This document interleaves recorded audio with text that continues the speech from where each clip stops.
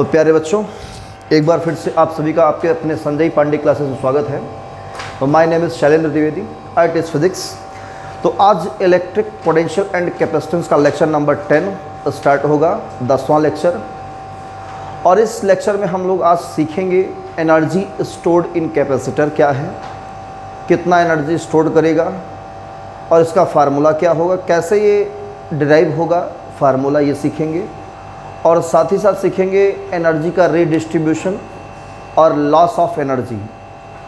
ठीक है, तो हेडिंग डाल दीजिए आप लोग, सभी हेडिंग लगाएं।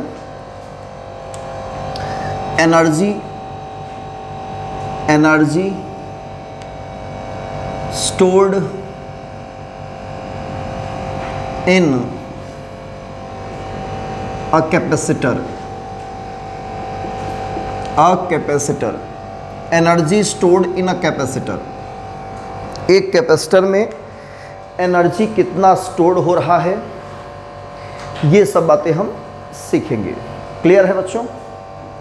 Energy stored in a capacitor. तो कभी आपने सोचा, जहां भी एनर्जी की बात अगर आती है तो हम लोग क्या निकालते हैं? सुने, जब भी आपने एनर्जी की बात कही होगी या सुनी होगी कहीं पर भी, क्लास 11th में फिजिक्स में पढ़ा, इसके पहले जो चैप्टर में पढ़ा आपने, है ना, या इसके पहले का जो टॉपिक पढ़ा, तो जहाँ भी एनर्जी स्टोर्ड की बात आ रही होगी वहाँ पे क्या कैलकुलेट करते हैं हम लोग? Work done. बात समझ आ रही है ना? तो यहाँ जो कैपेसिटर है हमारा, वो चार्ज होगा। क्या होगा वो?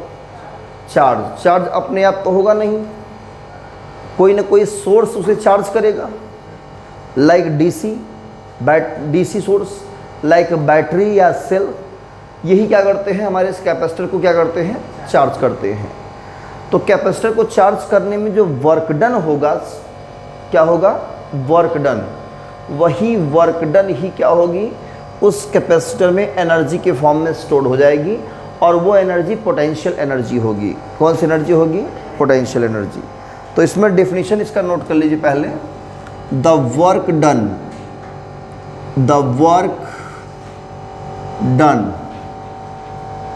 इन चार्जिंग ऑफ अ कैपेसिटर,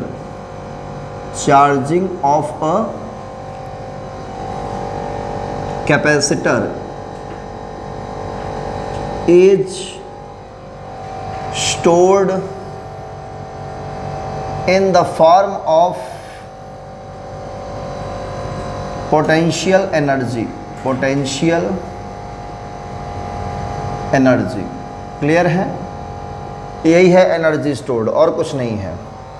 मतलब आप कैपेसिटर को चार्ज करेंगे, और कैपेसिटर को चार्ज करने में जो वर्क होगा, वही वर्क क्या है? आपका एनर्जी है। वही वर्क क्या है? एनर्जी है। ठीक है ना? तो पहला काम करिए, इतनी बात डिफिनीशन नोट कर लीजिए। और डिफिनीशन आप लोग नोट कर चुके होंगे, तो हम थोड़ा सा इसमें आगे बढ़ते हैं। तो मान लेते हैं किसी कैपेसिटर को चार्ज करने में वर्क डन कितना होता है? W, है ना? Let in charging of capacitor, in charging of a capacitor,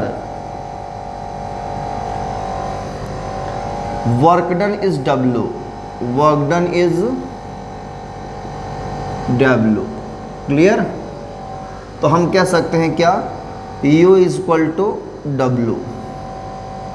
अगर आप W निकाल लेंगे तो वही आपकी क्या हो जाएगी? पोटेंशियल एनर्जी हो जाएगी। और पोटेंशियल एनर्जी हमेशा कैपिटल U से डिनोट करते हैं। किससे डिनोट करते हैं? चाहे वो ग्रेविटेशनल पोटेंशियल एनर्जी हो, इलेक्ट्रोस्टैटिक पोटेंशियल एनर्जी हो, इलेक्ट्रोस्टैटिक एनर्जी हो, कुछ भी हो, इलास्टिक पोटेंशियल एनर्जी हो, कैपेसिटर की पोटेंशियल एनर्जी हो, तो उसे हमेशा किससे डिनोट करेंगे? U से। किससे? U से। क्लियर है? अच्छा, तो कैसे चार्ज किया जाएगा आपको पता है? नहीं पता। अब कहोगे सर आपने भी तो पढ़ाया नहीं हमको, है ना? तो जानेंगे हम लोग ये चार्ज कैसे स्टोर होगा इसमें, है ना। बैटरी कहाँ पाओगे, दुकान में मिलेगा, है ना। तो देखो ये आपका पहले हम बनाना चाहेंगे कैपेसिटर। ये प्यारा सा कैपेसिटर आपका है बच्चों। कैपेसिटर का जो प्लेट होता है उसका एरिया आपको पता है इक्वल होता है, बोलो इक्वल होता है ना। तो ये कैपेसिटर आपका है, चलो एरिया से कोई मतलब नहीं है फिलहाल। और यहाँ पे हम जो है इस चीज़ को बैटरी के प्लस से जोड़ देते हैं, जोड़ दिया जाए, और इसे नेगेटिव से जोड़ देते हैं। ये V वोल्ट की बैटरी है, कितने वोल्ट की है, V वोल्ट की। अब ये V वोल्ट की बैटरी से क्या निकलेगा, चार्ज निकलेगा। चार्ज मतलब करंट निकलेगा। ये करंट जाएगा यहाँ पे, यहाँ आएगा, यहाँ चार्ज चिपकता जाएगा ऐसे, है ना। जैसे ही स्टार्टिंग में एक थोड़ा सा चार्ज आया होगा तो इसका पोटेंशियल हाई हो गया होगा, सही बात है ना। जैसे ये चार्ज गेन किया इसका पोटेंशियल ग्रो कर गया होगा, और प्रोसेस ऑफ इंडक्शन कारण ये प्लेट क्या हो जाएगा, नेगेटिव चार्ज आ जाएगा, बोलो आ जाएगा। तो यहाँ प्लेट के बीच एक पोटेंशियल में डिफरेंस क्रिएट हो जाएगा, बोलो हो जाएगा। वो पोटेंशियल में डिफरेंस क्या इस बैटरी के वोल्टेज के बराबर होगा, अभी नहीं बराबर होगा, अभी स्टार्टिंग में बात कर रहा हूँ, बिल्कुल स्टार्टिंग वेरी स्मॉल टाइम पर, तो बराबर नहीं होगा। ये चार्ज होता जाएगा, यहाँ से चार्ज निकलेगा, यहाँ चिपकता जाएगा, यहाँ से निकलेगा चिपकता जाएगा। पोटेंशियल भी इसका क्या होगा, धीरे धीरे जैसे चार्ज आएगा वैसे पोटेंशियल धीरे धीरे बढ़ता जाएगा। प्रोसेस ऑफ इंडक्शन कारण यहाँ का भी पोटेंशियल कुछ ना कुछ नेगेटिव में रहेगा, तो यहाँ और यहाँ के बीच पोटेंशियल में डिफरेंस एक बना रहेगा, और वो पोटेंशियल डिफरेंस ग्रो करता रहेगा। क्या करता रहेगा, ग्रो। ये पोटेंशियल डिफरेंस ग्रो कब तक करेगा, जब तक ये फुली चार्ज ना हो जाए। क्या ना हो जाए, फुली चार्ज ना हो जाए। और जब ये फुली चार्ज हो जाएगा तो इसका जो पोटेंशियल डिफरेंस होगा ये इस बैटरी के वोल्टेज के बराबर हो जाएगा, और उस समय जो वर्क होगा वो वर्क हमने कितना मान रखा है, W, और वही वर्क क्या होगी, पोटेंशियल एनर्जी होगी। तो पहले हमें करना क्या है, जब स्टार्टिंग में कुछ चार्ज आया होगा, इसका कैपेसिटेंस हम मान लेते हैं कितना है, C। मान लो स्टार्टिंग में चार्ज आया इस पर Q डैश, कितना आया, प्रोसेस ऑफ इंडक्शन से माइनस Q डैश यहाँ पर आ जाएगा, ठीक है ना। अब मान लेते हैं कि यहाँ पे थोड़ा सा चार्ज Q डैश आया, इस पर माइनस Q डैश आया, तो पोटेंशियल में डिफरेंस तो क्रिएट हो गया। बोलो पोटेंशियल में डिफरेंस कितना होगा, यहाँ पे ये हम V डैश मान लें। क्या V डैश निकाल सकते हैं, at any instant, V dash कितना हो जाएगा, कहोगे Q डैश बाई C, बोलो सही बात है। एक क्वेश्चन नंबर सेकंड बना देंगे, ठीक है। अब ये एट एनी इंस्टेंट का चार्ज है, फुली चार्ज नहीं हुआ है, हमें निकालना है वर्क डन। तो कैसे निकालें, तो पहले काम क्या करेंगे, एक थोड़ा सा चार्ज, बहुत थोड़ा सा चार्ज इस प्लेट पे आने से जो वर्क होगा वो भी थोड़ा ही होगा। क्या उस थोड़े से वर्क को हम निकाल सकते हैं, तो चलो मान लो अभी Q डैश हुआ है, अब इसके आगे थोड़ा सा बढ़ते हैं, थोड़ा सा बढ़ते हैं। Q डैश हुआ, Q डैश के आगे जो थोड़ा सा चार्ज DQ आया और एक्स्ट्रा, है ना, Q डैश प्लस DQ आया, तो वो DQ डैश आने में अगर वर्क डन कितना होता है, DW, तो हम ये DW निकाल सकते हैं क्या, क्योंकि वो जो DQ डैश आएगा वो इस पोटेंशियल डिफरेंस के अगेंस्ट वर्क होगा। वो बोलो इस पोटेंशियल डिफरेंस के अगेंस्ट वर्क होगा, क्लियर। और ध्यान सुनो, वो चार्ज किधर आएगा, वो चार्ज यहाँ से DQ डैश यहाँ से निकलेगा, इस नेगेटिव प्लेट से DQ डैश चलेगा और इस पर आके चिपक जाएगा। ये कहाँ से निकलेगा? इस प्लेट से आएगा। अब सोचो कैसे यहाँ से प्लेट पे आएगा, क्योंकि ध्यान दो यहाँ क्या बन रही है, एक इलेक्ट्रिक फील्ड बन रही कि नहीं बन रही है? इलेक्ट्रिक फील्ड एक क्या है, कंजर्वेटिव फील्ड होती है। कैसी फील्ड होती है? और कंजर्वेटिव फील्ड की में जो वर्क डन होगा चार्ज को फ्लो कराने में, भाई ऐसे तो आपको लग रहा है कि नहीं यहाँ से यहाँ तक कैसे आएगा ये, है ना, क्योंकि यहाँ पे कोई वायर ही नहीं लगा हुआ है। तो याद रखना कंजर्वेटिव की फील्ड के या फोर्स के अगेंस्ट जो वर्क डन होगा वो पाथ पर डिपेंड नहीं करेगा। ये डी क्यू डैश चाहे ऐसे आए और चाहे डायरेक्टली यहाँ से यहाँ आए, बात एक ही होगी। क्लियर ना? क्योंकि यहाँ पे कौन सी फील्ड है? इलेक्ट्रिक फील्ड है। इलेक्ट्रिक फील्ड कैसी फील्ड होती है? कंजर्वेटिव फील्ड होती है। तो कंजर्वेटिव फील्ड के अगेंस्ट जो वर्क डन होगा वो पाथ पर डिपेंड नहीं है। मतलब ये डी क्यू डैश इस प्लेट से डायरेक्टली चाहे यहाँ तक आए या कह दीजिए यहाँ से होते हुए ऐसे आ रहा है, वर्क डन वही होगा, तो पाथ पर डिपेंड नहीं है। कैसे यहाँ पे होगा? मान लो डी क्यू डैश के बराबर यहाँ से एक नेगेटिव चार्ज ऐसे आया, बोलो आया ना, तो नेगेटिव ऐसे आएगा तो करंट कैसे फ्लो होगा? ऐसे, तो पॉजिटिव चार्ज ही होता है ना करंट, तो पॉजिटिव चार्ज ऐसे आएगा और इलेक्ट्रॉन इधर से आएगा तो पॉजिटिव चार्ज इधर फ्लो करेगा। तो डी क्यू डैश किधर से किधर आएगा? फाइनली इस वायर के थ्रू ऐसे आता है। एक्चुअल तो आता ऐसे ही है, बट हम ये दिखा क्या रहे हैं? ऐसे आ रहा है, डायरेक्ट इस प्लेट से इस प्लेट पे। हम एग्जैक्ट पाथ नहीं दिखा रहे हैं कौन से पाथ से आ रहा है, मतलब ये दिखा रहा है कि इस प्लेट से इस प्लेट पे आ रहा है। क्लियर है ना? इस प्लेट से इस प्लेट पे आ रहा है कितना? डी क्यू डैश किसके अगेंस्ट आ रहा है? इस पोटेंशियल डिफरेंस के अगेंस्ट। तो वर्क डन हम निकाल सकते हैं W equal to V q से, पढ़ा है ना? तो work done in flowing charge d q against potential difference V dash कितना होगा? D W equal to V dash into d q dash. बोलो सही है? Equation number 3। अब इस वी डैश की वैल्यू कहाँ पुट कर देंगे? यहाँ पे पुट कर देंगे तो हमें डी डब्ल्यू एग्जैक्ट मिल जाएगा। क्या मिल जाएगा? D W exact. तो मैं थोड़ा सा यहाँ लिख रहा हूँ इसको, तो first sorry second and third D W कितना आ जाएगा आपका? वी डैश की वैल्यू कितनी है हमारा यहाँ पे? Q dash by C into d q dash. अब हमें टोटल वर्क निकालना है। जीरो से था चार्ज, पहले अनचार्ज था बिल्कुल इनिशियल में, स्टार्टिंग में क्या था? चार्ज ही नहीं था। चार्ज क्या था? Zero.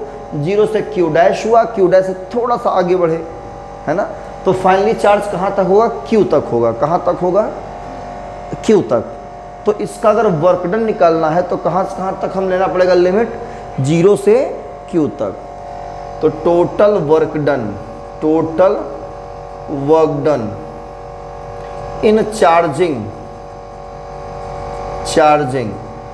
From zero to q, तो क्या करेंगे? यूजिंग इंटीग्रेटिंग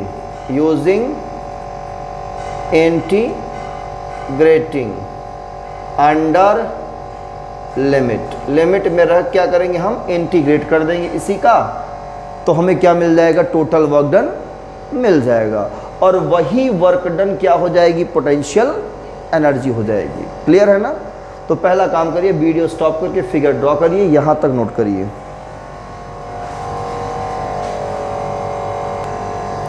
तो अब हम करेंगे इसको इंटीग्रेट और टोटल वर्क डन निकालेंगे।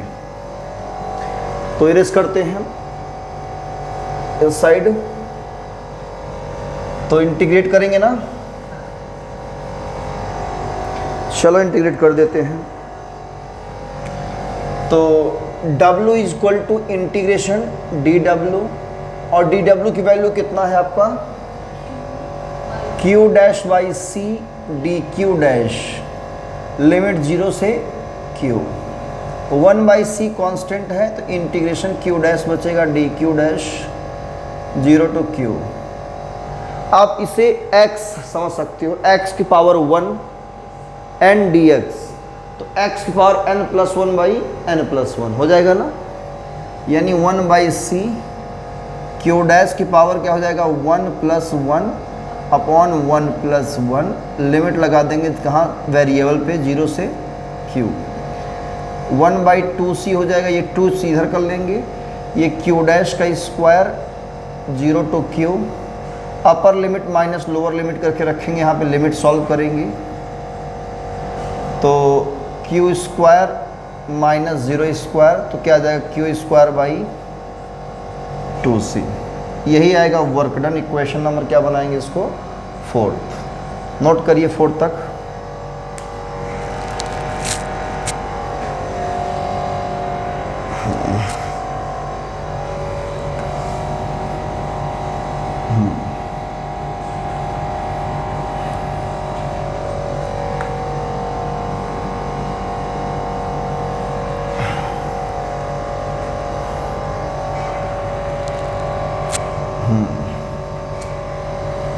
तो by equation first and fourth ये क्या हो जाएगी आपकी पोटेंशियल एनर्जी, क्या हो जाएगी बच्चों पोटेंशियल एनर्जी, ठीक है। इक्वेशन नंबर 5th, तो 5th तक नोट करिए पहले।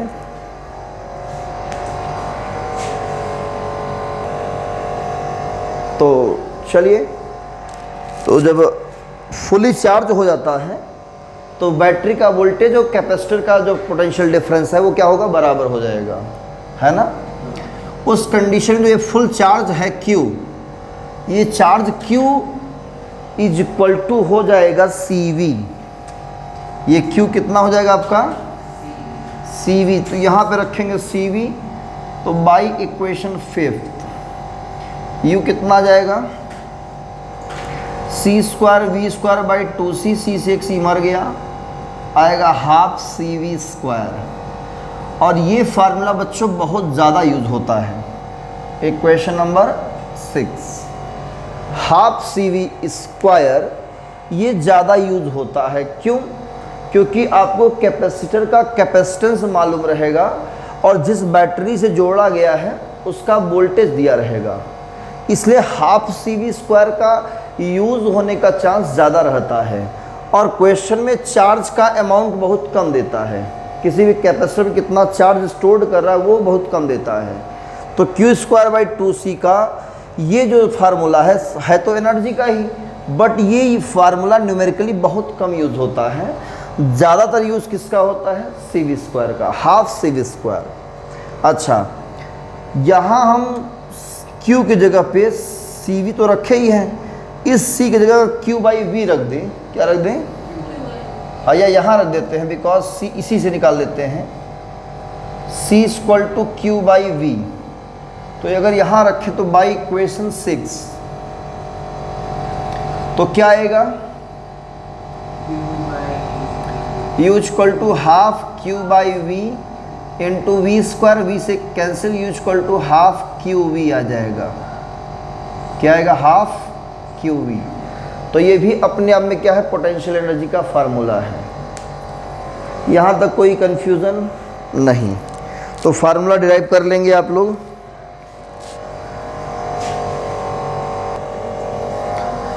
तो अब हम लोग पढ़ेंगे क्या effect of capacitor, sorry effect of dielectrics on the capacitor. मतलब कैपेसिटर आपका दिया हुआ है और उसमें हम एक डाइइलेक्ट्रिक, कोई भी डाइइलेक्ट्रिक फुलफिल्ड क्या कर देंगे प्लेट के बीच में फिल कर देंगे, तो क्या इफेक्ट पड़ेगा, कौन कौन से फैक्टर्स इफेक्टेड होंगे वो हम चेक करेंगे। तो इसमें दो केस बनेगा। पहला केस कि जब capacitor is connected across the battery, और दूसरा चीज़ कि जब कैपेसिटर हमारा डिसकनेक्टेड हो बैटरी से, मतलब चार्ज एक बार हो जाए और फिर हम बैटरी क्या करें निकाल दें, और तब उसके बीच में क्या भरें डाइइलेक्ट्रिक इंसर्ट करेंगे तो क्या होगा, ठीक है ना। तो हेडिंग लगा दीजिए, क्या क्या लगाया हेडिंग आपने, effect of dielectrics on a capacitor. Case first,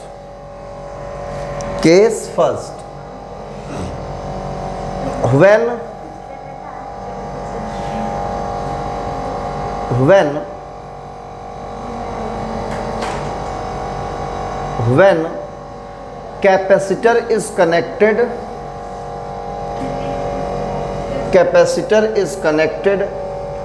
across a battery लिखा, and a dielectric is filled,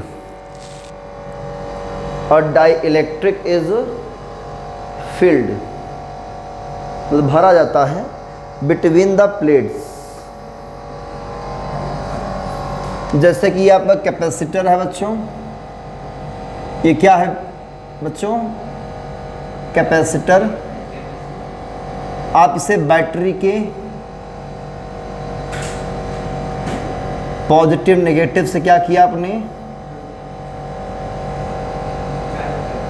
join कर दिया। इसका जो मैक्सिमम वोल्टेज कितना है वो हमने मान लेते हैं V नहीं, यहाँ मान लेते हैं V0। V0 का मतलब पीक वैल्यू, ये मैक्सिमम है, ठीक है। और आपने यहाँ एक डाई इलेक्ट्रिक मीडियम को फील्ड कर दिया। क्या फील्ड कर दिया? डाई इलेक्ट्रिक मीडियम आपने फील्ड कर दिया ऐसे, जिसका डाई इलेक्ट्रिक कांस्टेंट क्या है? की है। ये क्या होगा? यहाँ से चार्ज निकलेगा, धड़ाधड़ चार्ज निकलेगा ऐसे, ये चार्ज स्टोर करता चला जाएगा, है ना। प्रोसेस ऑफ इंडक्शन ये माइनस गेन करेगा, साथ में डाइलेक्ट्रिक भी क्या होगा? चार्ज होगा। डाइलेक्ट्रिक भी क्या होता है? चार्ज। ये चार्ज के फ्लो को अलाउ नहीं करता, बट इलेक्ट्रिक फील्ड को अपने में से क्या करता है? अलाउ कर देता है। इलेक्ट्रोस्टैटिक फोर्स को भी अलाउ कर देता है।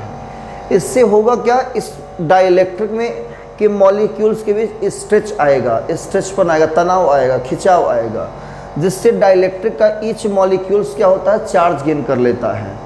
तो जब ये अगर ना होता तो ये कैपेसिटर जो प्लेट था वो फुली चार्ज हो जाता एक बार, तो फिर चार्ज रिक्वायरमेंट ना करता, है कि नहीं।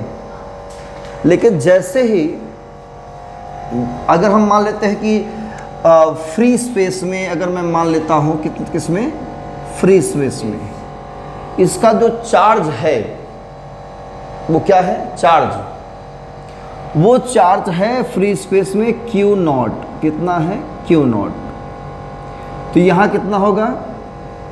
Minus Q0। ये फ्री स्पेस में था जब ये नहीं था। जैसे ही कोई डाइलेक्ट्रिक फील्ड करेंगे तो चार्ज और इसमें स्टोर्ड होगा। कितना टाइम स्टोर्ड हो जाएगा? इसका K टाइम्स। तो जो न्यू चार्ज होगा, मैं लिख रहा हूं न्यू चार्ज, ठीक है ना, वो होगा Q और K times of initial charge, Q0 के बराबर हो जाएगा। ध्यान रहना चाहिए, ठीक है ना। चार्ज क्या होगा? न्यू चार्ज पुराने वाले चार्ज के K टाइम्स हो जाता है। अच्छा, पोटेंशियल V0 है तो नया पोटेंशियल क्या होगा? इसका मैक्सिमम कितना होगा? ये तब तक चार्ज होगा जब तक इसका पोटेंशियल डिफरेंस इसका पोटेंशियल बराबर। तो अगर इसका हम पोटेंशियल मानते हैं V, तो इस कंडीशन में पोटेंशियल, न्यू पोटेंशियल, जो न्यू पोटेंशियल होगा वो V पुराने वाले पोटेंशियल डिफरेंस मतलब बैटरी के वोल्टेज से क्या होगा? बराबर होगा।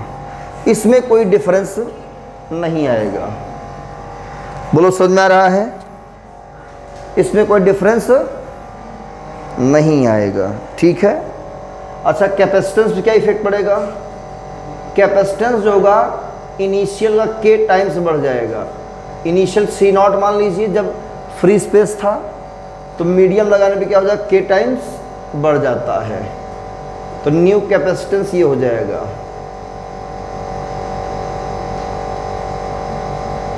ठीक है ना। न्यू पोटेंशियल एनर्जी क्या होगी?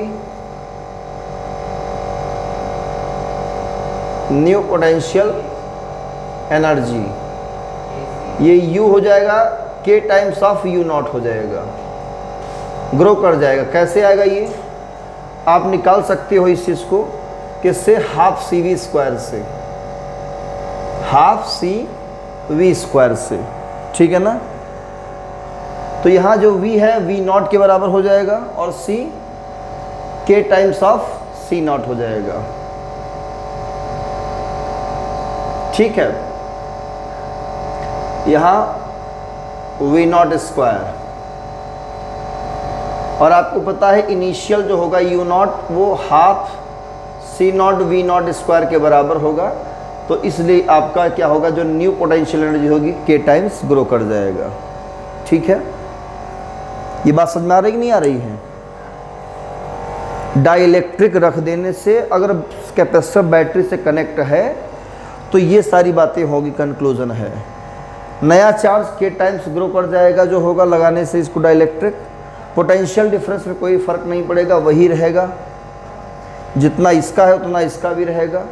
कैपेसिटेंस K टाइम्स इंक्रीज़ कर जाएगा, पोटेंशियल एनर्जी भी K टाइम्स क्या कर जाएगी, इंक्रीज़ कर जाएगी। कैसे इसको प्रूफ करना है, ऐसे प्रूफ कर सकते हैं, तो जल्दी नोट करिए यहाँ तक।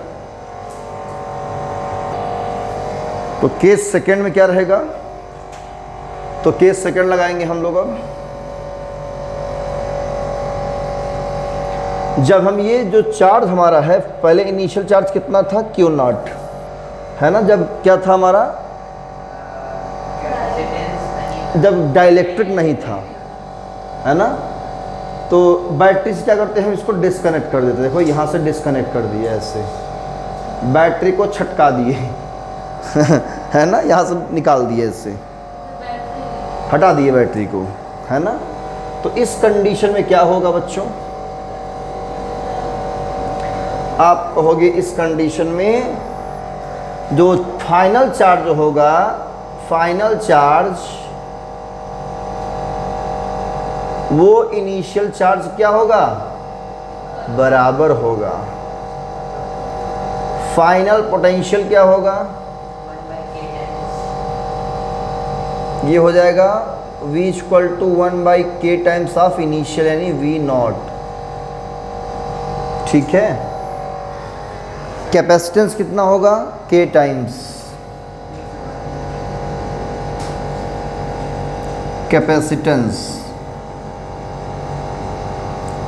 K टाइम्स ऑफ इनिशियल, ठीक है। अब हम इनिशियल पोटेंशियल एनर्जी कितना बताएंगे, इनिशियल पोटेंशियल एनर्जी आप कहोगे U0 equal to 1/2 C0 V0 square, वो सही है। जब डाइलेक्ट्रिक फील्ड नहीं किए थे, जब डाइलेक्ट्रिक फील्ड नहीं किए थे तब क्या हो जाएगा, ये हो जाएगा, है ना। After filled the dielectric, potential energy U हो जाएगा कितना, हाफ CV स्क्वायर, क्या हो जाएगा, हाफ CV स्क्वायर, ये फाइनल हो गया। तो C के प्लेस पे क्या रखेंगे, K times of epsilon not, है ना, K times of epsilon, sorry C0, epsilon बोल रहे हैं, C0, C के प्लेस पे, और V के प्लेस पे ये रखेंगे, यानी V0/K whole square by 2K C0 V0 square by K square, K से K कैंसिल, 1/K को बाहर ले लो, 1/2 C0 V0 स्क्वायर, ये फाइनल आ गया। इसको बना लो फर्स्ट, इसको बना दो सेकंड, फर्स्ट एंड सेकंड, यहाँ क्या आ जाएगा आपका U0, तो U इक्वल टू क्या आएगा, 1/K times of initial U0। Clear है, बोलो। तो ये डिस्कनेक्ट करने पर ये कंडीशन मिलता है, ठीक है। इलेक्ट्रिक फील्ड भी 1/K टाइम्स हो जाएगी तो नोट कर लीजिए यहाँ तक। तो चलिए स्टार्ट करते हैं अब न्यू टॉपिक, ठीक है। तो यहाँ तक आप लोग कोई प्रॉब्लम नहीं, सब कुछ क्लियर है? ओके। तो हमारा जो टॉपिक है ये अब आगे बढ़ेगा थोड़ा सा, और हम लोग पढ़ेंगे अब इसमें रिडिस्ट्रीब्यूशन ऑफ चार्जेस। तो रिडिस्ट्रीब्यूट मतलब क्या होता है? री मतलब दोबारा, है ना। डिस्ट्रीब्यूट मतलब वितरित करना, बांटना, है ना, चार्ज प्रोवाइड करना। तो दोबारा फिर से हम क्या करेंगे? चार्ज प्रोवाइड करेंगे। तो ये किसकी बात की कही जा रही है? किसी कैपेसिटर के लिए। किसके लिए? कैपेसिटर के लिए, ठीक है ना। चलिए, redistribution of charges heading, redistribution of charges, charges का दोबारा फिर से डिस्ट्रीब्यूट।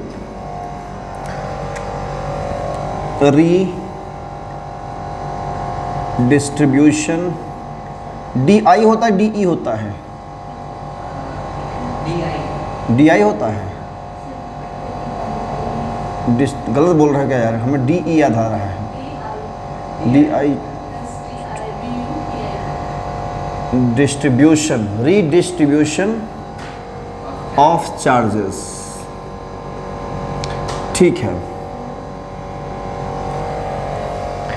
देखिए, ये कैपेसिटर आपका है और एक कैपेसिटर ये है, सॉरी प्लेट है इसका, है ना।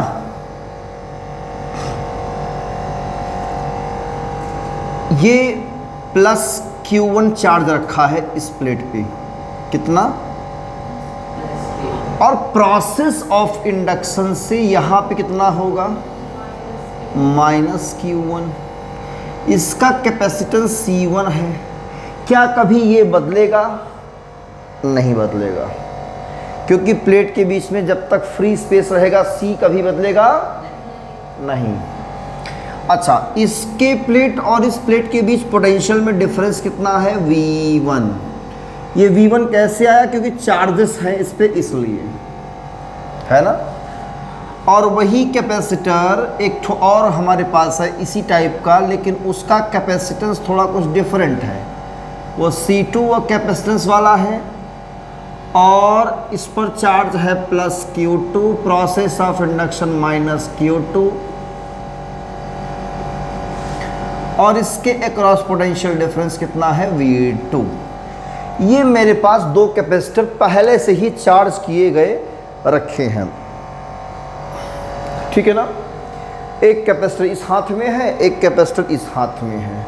दोनों फुली चार्ज करके एक बार इसको बैटरी चार्ज किया, एक बार इसको बैटरी चार्ज किया और फिर निकाल लाया, बस। तो ये एक बार चार्ज हो गया। अगर इन चार्जेस कैपेसिटर को अगर आपस में हम कनेक्ट कर दे तो क्या होगा? क्या होगा जरा सोचो। ये कहानी है before connecting to each other, before connecting to each other, मतलब एक दूसरे से कनेक्ट करने से पहले की कहानी है ये। अब मैं क्या करूंगा? इन्हीं कैपेसिटर को आपस में कनेक्ट करूंगा। कैसे कनेक्ट करूंगा? देखो भाई, सीरीज में कनेक्ट करेंगे तो कनेक्ट होगा ही नहीं। बोलो, होगा? कभी नहीं होगा भाई। सीरीज में क्या करोगे?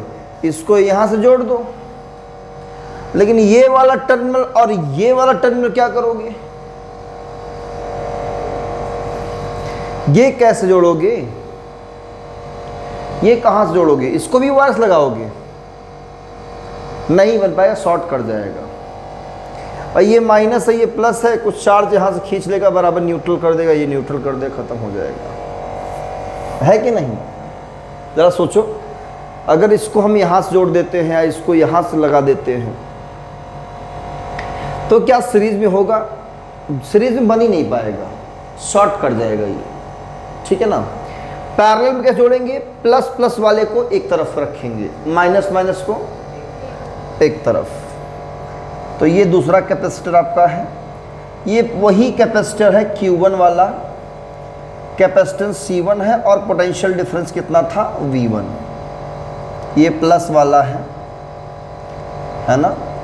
ये C2 वाला है, ये इस पर चार्ज कितना था, प्लस Q2 था और इस पर माइनस Q2। हमने क्या किया, इसका पोटेंशियल डिफरेंस हमें पता ही है, V1 V2 अलग अलग। हमने किया क्या, एक वायर लिया, यहाँ चिपकाया और इस वायर को यहाँ से कनेक्ट कर दिया ऐसे। एक वायर चिपकाया यहाँ पे, उठा करके सीधा इससे कनेक्ट कर दिया। और देखो अब क्या होगा, ये अलग पोटेंशियल डिफरेंस है, ये अलग पोटेंशियल डिफरेंस है। तो होगा क्या, जब पोटेंशियल में डिफरेंस होगा और वे किस में जुड़े हैं, पैरेलल में, तो चार्ज का फ्लो होना स्टार्ट हो जाएगा।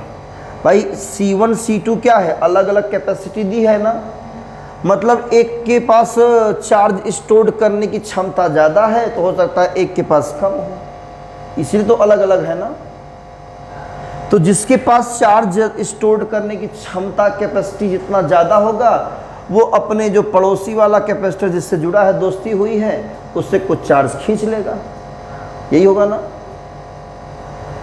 तो देखो यहाँ पे चार्ज का अपने आप डिस्ट्रीब्यूशन फिर से होना शुरू हो जाएगा, या तो चार्ज इधर से इधर फ्लो कर जाएगा या तो चार्ज इधर से। अच्छा, ये चार्ज कब तक फ्लो करेगा, जब तक दोनों का पोटेंशियल डिफरेंस सेम ना हो जाए। क्लियर ना। तो मान लो इसमें अभी Q1 था, कुछ चार्ज इससे निकल के यहाँ गया या इससे निकल के यहाँ आया, तो चार्ज का अमाउंट दोनों में क्या हो जाएगा, डिफरेंट हो जाएगा। बोलो हो जाएगा ना भाई। ये चार्ज का इससे निकलेगा, इससे निकलेगा, तो जुड़े, इसमें निकलेगा तो कम होगा, इसमें जुड़ेगा तो बढ़ेगा। तो चार्ज का जो अमाउंट होगा फाइनली क्या होगा, वो बदल जाएगा। तो अब ये कब तक चार्ज का फ्लो होता रहेगा, जब तक कि दोनों प्लेट का कैपेसिटर का जो पोटेंशियल डिफरेंस है, ये है प्लेट, एक ये प्लेट है, यहाँ का जो पोटेंशियल डिफरेंस है वो क्या हो जाए, कॉमन ना हो जाए। तो ये हमने मान लिया कितना हो गया, V। ये पॉइंट A है, ये क्या है, पॉइंट B। तो दोनों का पोटेंशियल डिफरेंस कितना हो गया, इसका भी V और इसका भी V। चार्ज आ गया Q1 डैश, इस पर आ गया माइनस Q1 डैश, ये Q2 डैश है, ये माइनस Q2 डैश। अमाउंट बदल गया ना चार्ज का, बोलो क्लियर यहाँ तक।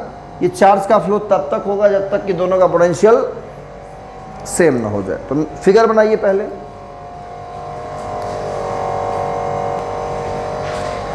तो अब क्या करेंगे, इस कॉम्बिनेशन का क्या करेंगे, हम टोटल कैपेसिटेंस लेंगे, टोटल चार्ज लेंगे।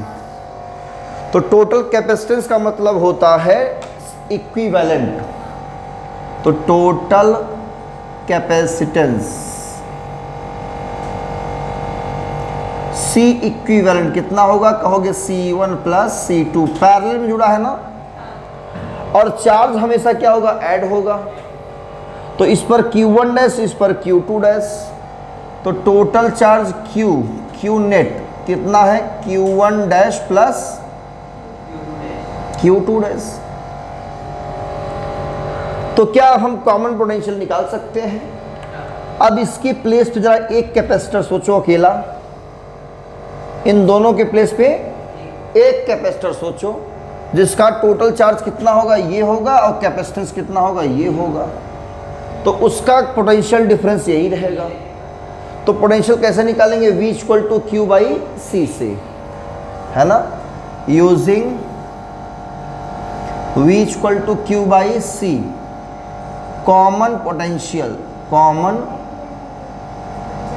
पोटेंशियल। V इक्वल टू क्या होगा, Q net by C equivalent. Q net कितना बच्चों, Q1 dash plus Q2 dash upon C1 plus C2। Equation number बना देंगे इसको फर्स्ट, है ना, इक्वेशन नंबर फर्स्ट। अगर हम यहाँ पे कंजर्वेशन ऑफ चार्ज लगाए, मतलब कि भाई इससे कुछ चार्ज इधर गया होगा, इससे इधर गया होगा, जाहिर सी बात है। अगर टोटल चार्ज हम मान लो इस पे था पहले 20 कूलम, इस पे था कितना 50, कुछ इससे निकला उसमें गया, टोटल कितना हुआ 70, और पहले भी कितना था 50 20 70। तो मेरे ख्याल से ये Q1 dash plus Q2 dash बराबर होगा Q1 प्लस Q2 के, बोलो होगा ना। तो हम ये कह सकते हैं यहाँ पे according to law of conservation of charge Q1 dash plus Q2 dash is equal to Q1 plus, so by equation first common potential होगा Q1 plus Q2 by C1 plus C2, equation number second. और जरा इस figure में ही mention कर सकते हो आप, Q equal to CV होता है तो इसका Q1 कितना होगा, कहोगे C1 V1, बोलो होगा। तो उसी फिगर के पास में आप इसको मेंशन कर लीजिएगा और यहाँ पे Q2 की वैल्यू होगी C2 V2, क्लियर है। तो ये वैल्यू यहाँ पुट कर दें, है ना। तो पुटिंग द वैल्यू ऑफ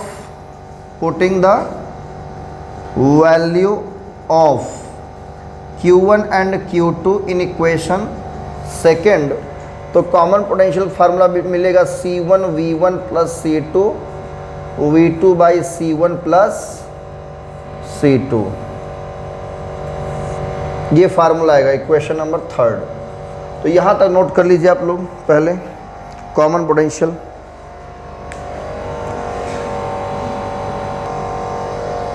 तो अब हम लोग क्या करेंगे, कंक्लूजन लिखेंगे इसमें, इस साइड इरेज कर दें,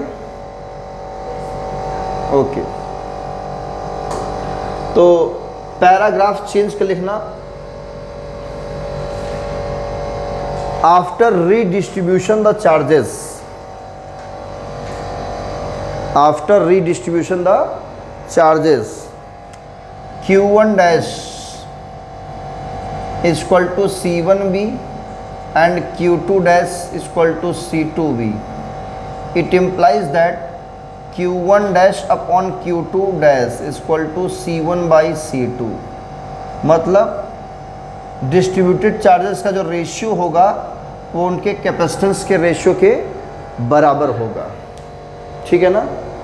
और इसी फिगर में आप इसकी एनर्जी भी नोट कर सकते हैं दोनों में।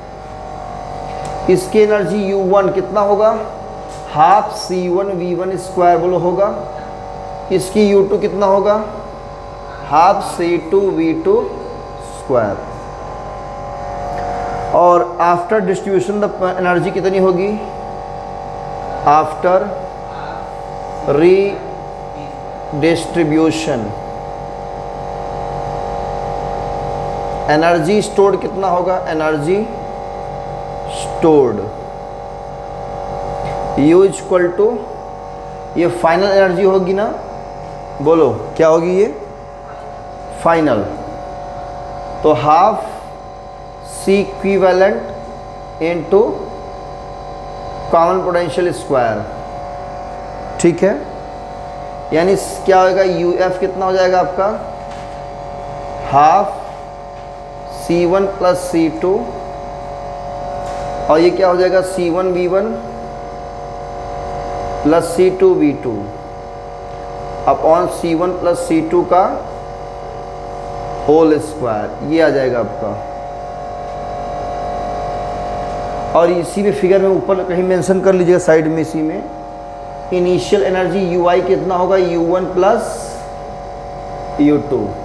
तो ये U1 U2 यहाँ पुट करेंगे, इट एम्प्लाइज UI कितना होगा, half C1 V1 square plus half C2 V2 square, ये इनिशियल एनर्जी होगी और ये आपकी फाइनल एनर्जी हो गई, ठीक है। इतनी बातें नोट कर लीजिए जल्दी से। Final energy half C equivalent V square, V में यहाँ पे क्या है, कॉमन पोटेंशियल है जिसकी वैल्यू आप निकाल ही चुके हो, वहाँ पे पुट कर देंगे C1 V1 plus C2 V2 by C1 plus C2, ठीक है। तो ये फाइनल है और वो क्या है, इनिशियल। बताइए क्या यहाँ पे एनर्जी लॉस होगी, भाई चार्ज का डिस्ट्रीब्यूट होगा, कुछ ना कुछ एनर्जी हीट की फॉर्म में क्या होगी, लॉस हो जाएगी ना। तो कितना लॉस होगा वो भी निकाल सकते हैं हम लोग, इनिशियल ज़्यादा होगा, फाइनल कम होगा। तो चेंज द पैराग्राफ इसके लिखने के बाद और ये लिखने के बाद आप लिखेंगे loss of energy in redistribution of charges. इस साइड में इरेज कर रहा हूं। Loss of energy in redistribution of charges is given by, loss of energy in redistribution of charges लिखा, redistribution of charges is given by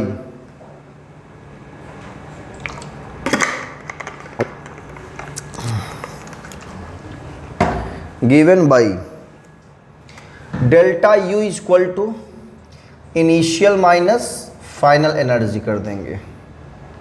ठीक है, कौन सा इक्वेशन बनेगा? 5th नंबर ना, 4th। C1 V1 कौन बनाए थे हम?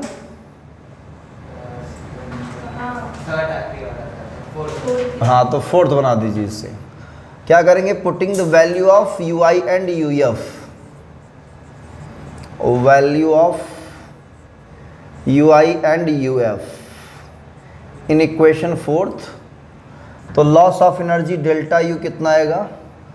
Half C1 V1 square plus half C2 V2 square. ये आपका हो गया, माइनस करेंगे इसमें, और यहाँ पे जो है 1/2 C1 प्लस C2 एक ब्रैकेट में है, और C1 V1 plus C2 V2 इसको हम अलग कर देंगे whole square by C1 plus C2 का होल स्क्वायर। एक C1 प्लस C2 कैंसिल हो जाएगा और यहाँ 1/2 कॉमन होगा, और साथ में एलसीएम क्या लेंगे? C1 प्लस C2 लेंगे।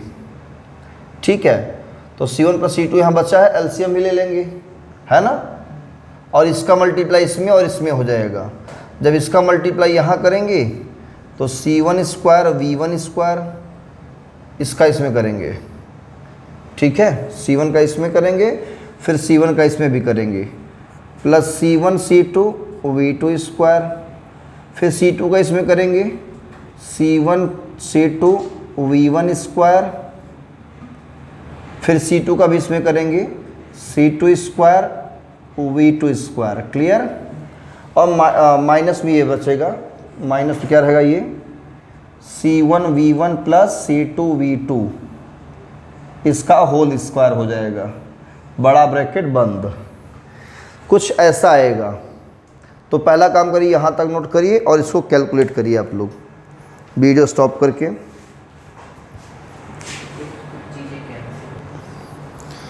ठीक है, तो आप इससे क्या करेंगे? कैलकुलेट करेंगे। क्या करेंगे? इसको कैलकुलेट। थोड़ा सा स्पेस कम होने के कारण मैंने इसको नीचे साइड लिखा था। तो फाइनली अब आपको क्या करना है? इसको इरेज कर देता हूँ मैं इसको, और आप इसे सॉल्व करेंगे। आप खुद से भी सॉल्व कर सकते हैं, और जो आंसर आएगा वही आपका क्या होगा? लॉस ऑफ एनर्जी होगा। तो एग्ज़ाम में ये भी पूछ सकता है आपसे। आप इसे a प्लस बी को होल स्क्वायर से फैलाएंगे, है ना, तो डेल्टा यू कितना आएगा आपका? 1/2 C1 प्लस C2 नीचे रहेगा, और ऊपर क्या बचेगा? मैं यहाँ पे लिख दे रहा हूँ, यहाँ पे C1 square V1 square plus C1 C2 V2 square plus C1 C2 V1 square, है ना, plus C2 square V2 square.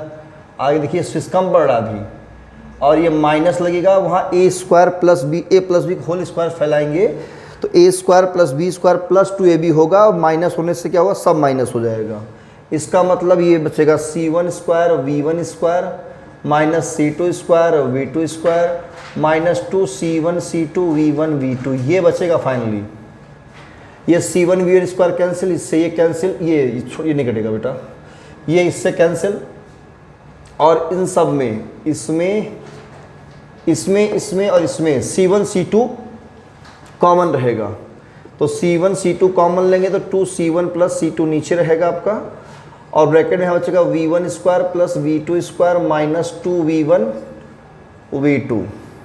तो डेल्टा यू कितना आएगा आपका?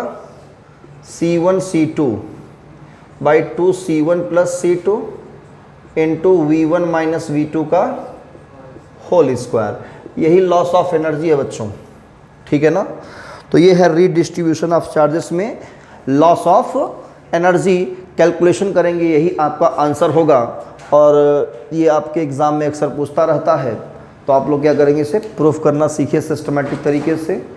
तो एनर्जी का डिस्ट्रीब्यूशन हो गया, एनर्जी स्टोर्ड हो गया, इसको इफेक्ट करने वाले सारी प्रोसेस एनर्जी का हमने पढ़ा दिया। इसमें कैपेसिटर से रिलेटेड जो भी एनर्जी का प्रोसेस था वो यहाँ पे कंप्लीट होता है। अब इसमें एक लास्ट टॉपिक बचा हुआ, डाई इलेक्ट्रिक्स क्या होते हैं और इसके क्या क्या प्रॉपर्टीज़ हैं, कैसे पोलराइज होता है ना, सस्केप्टिबिलिटी क्या है, ये सब हम करेंगे नेक्स्ट लेक्चर में, नेक्स्ट क्लास में। तब तक आप लोग पढ़िए यहाँ तक। All the very best, thank you.